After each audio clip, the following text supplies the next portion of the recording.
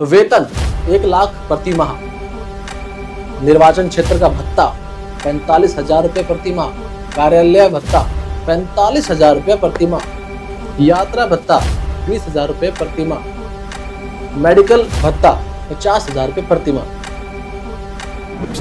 भत्ता basically allowance को कहते हैं, मैं आपको बता देता हूँ। साल भर में फ्री 34 विमान यात्रा, यानी हर महीने लगभग 3 ट्रेन के फर्स्ट क्लास कोच में कहीं से कहीं भी निशुल्क यात्रा, निशुल्क आवास, निशुल्क मेडिकल ट्रीटमेंट वगैरह वगैरह। ये सब सुविधाएं आपके और मेरे द्वारा दिए जाने वाले टैक्स के पैसे से उन्हें दी जाती हैं, जिनको चुनकर हम अपने हितों की रक्षा के लिए अपनी आवाज बनाकर संसद तक पहुंचाते हैं। जी हाँ, ये सब सुविधाएं एक सांसद को दी जाती हैं। लेकिन ये सब बातें मैं कर क्यों रहा हूं? चलिए अब मुद्दे पर आते हैं। इंग्लैंड का हाउस ऑफ कॉमन्स एक साल में औसतन 140 दिन यानी 1670 घंटे काम करता है। अमेरिकी संसद 136 दिन यानी कि 2000 घंटे काम करती है। ऑस्ट्रेलिया की संसद 64 दिन यानी कि 626 घंटे काम करती है, जबकि भारत की संसद का कार्यकाल बहुत ही कम समय के लिए होता है। औसतन 64 दिन यानी कि 340 घंटों के आसपास भारत की संसद काम करती है। इस बार के मानसून सत्र में कुल 17 बैठकें और 21 से ज्यादा नए विधेयकों को पेश करना था, उन्हें पारित भी किया जाना था। तो वहीं 7 पुराने बिल भी लिस्टेड थे। यही नहीं, अनेक विषय जिन पर चर्चा होनी है वो शोर शराबे के बीच में दबकर रह गए। मणिपुर हिंसा हो या महिला सुरक्षा की बात हो, महंगाई हो या फिर दलितों पर होते अत्याचार जैसे संवेदनशील मुद्दे हो, जिनको लेकर संसद में चर्चा तो होनी थी लेकिन हो नहीं पाई। नमस्कार, आप देख रहे हैं क्लिक इंडिया और मेरा नाम है सोमवीर कौशिक। डेमोक्रेसी 360 में आज हम बात करेंगे संसद बार बार स्थगित लेकिन जिम्मेदार को। जिम्मेदारियों से पहले हमें संसद की कार्यप्रणाली और उससे जुड़े खर्च पर बात करनी चाहिए। रिपोर्ट के अनुसार 2022-23 में सरकार द्वारा सांसदों के वेतन और भत्तों पर 2300 करोड़ खर्च करने का अनुमान है।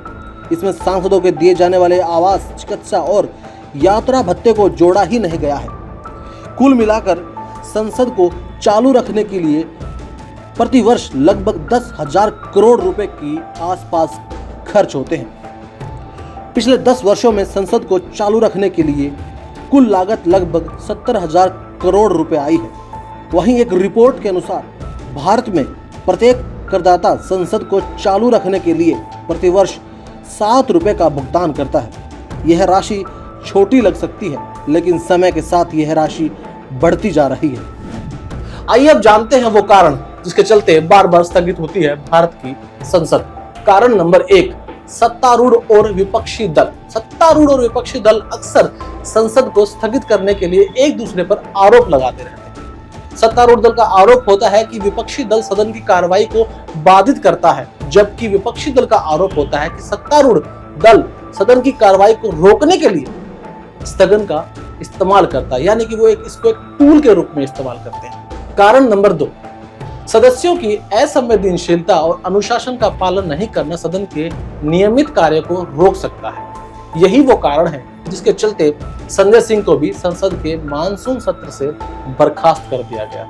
कारण नंबर 3, राजनीतिक चर्चाएं। राजनीतिक विवाद, चर्चा और पक्ष विपक्ष के बीच विभिन्न मुद्दों पर समझौते न होने के कारण भी संसद बार बार स्थगित होती रहती है। इस तरह के विषयों को राजनीतिक लाभ और वोट बैंक की राजनीति के चलते उठाया जाता है। कारण नंबर 4, संसद के अध्यक्ष।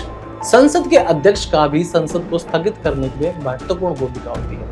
अध्यक्ष सदन की कार्यवाही को नियंत्रित करता है और यह तय करता है कि कौन बोल सकता है और कौन क्या नहीं बोल सकता, और वो कब कब उसका नंबर आ सकता है बोलने के लिए।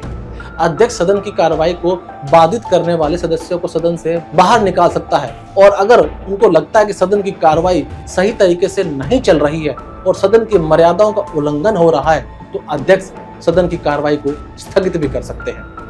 आइए अब जानते हैं सदन की कार्रवाई से जुड़े कुछ इंटरेस्टिंग फैक्ट्स।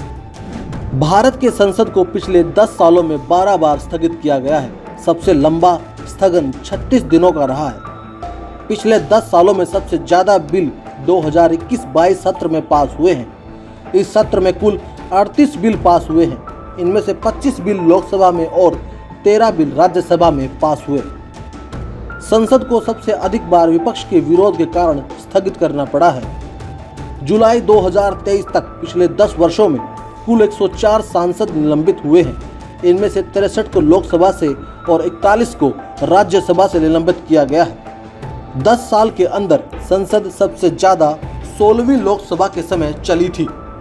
16वीं लोकसभा 2014 से 2019 तक चली थी और इस दौरान संसद ने 1388 दिन काम किया था।